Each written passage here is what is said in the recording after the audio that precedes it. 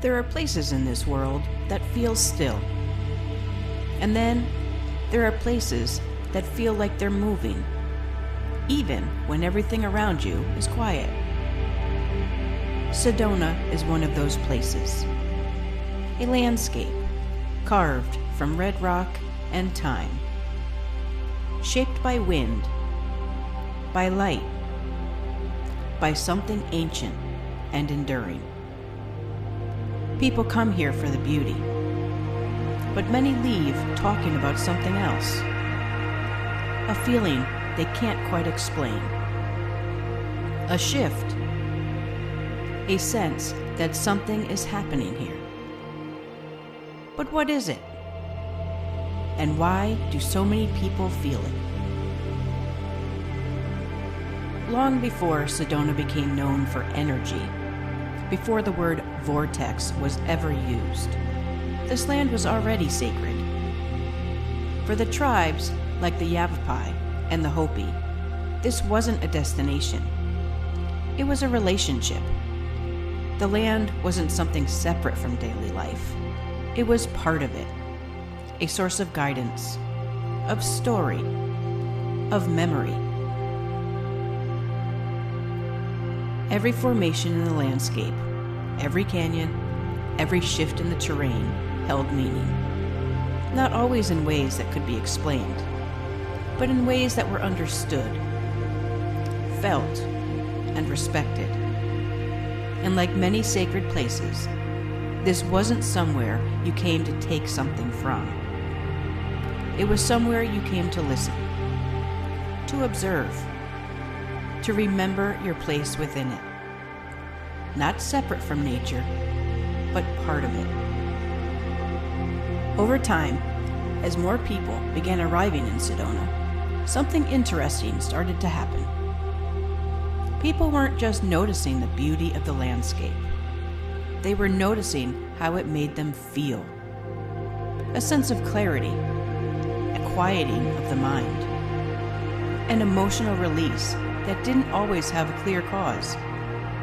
And in the 1970s, a new word began to take shape around these experiences: vortex.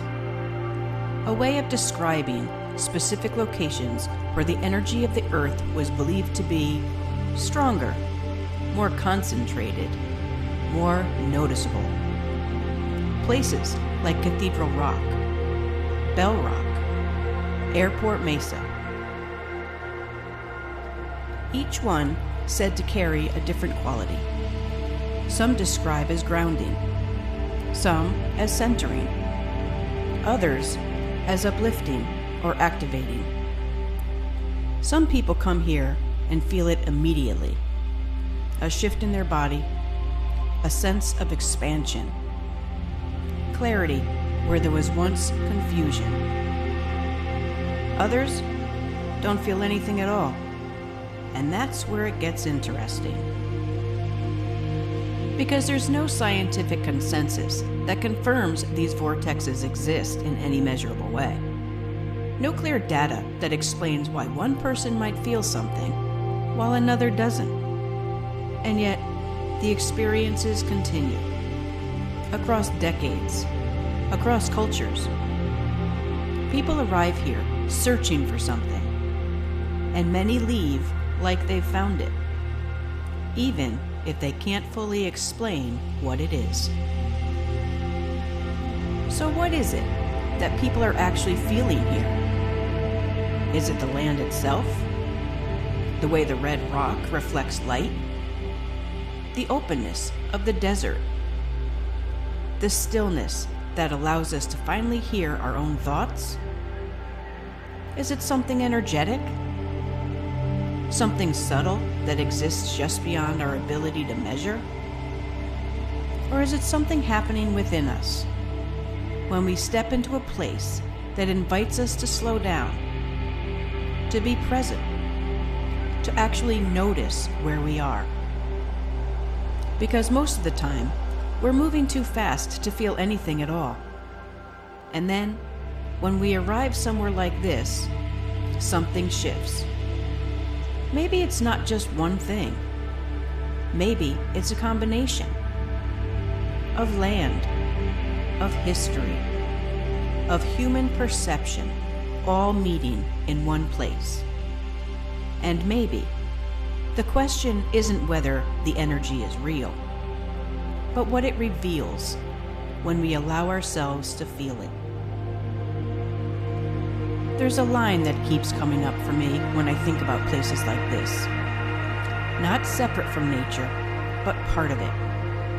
And I think, that's what so many of us have forgotten.